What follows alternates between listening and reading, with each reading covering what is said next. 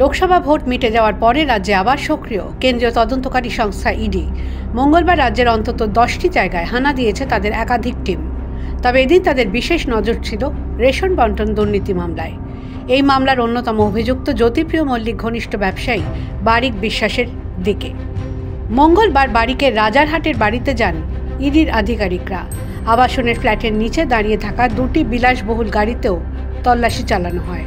শুধু তাই নয়, একটি রাইস মিল এবং বারাসাত ও বসিরহাটে তার একাধিক ঠিকানায় হানা দেন কেন্দ্রীয় তদন্তকারী দলের আধিকারিকরা।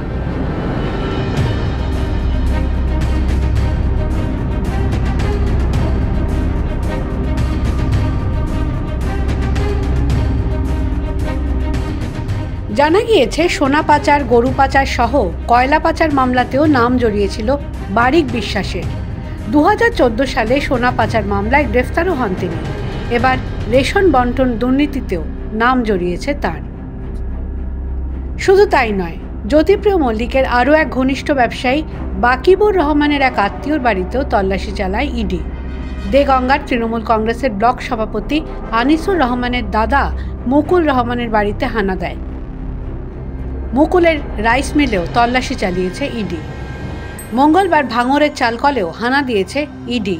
তৃণমূল নেতা কাইজার আহমেদের ভাইয়ের চালকলে হয় এই তল্লাশি অভিযান। The wall bureau.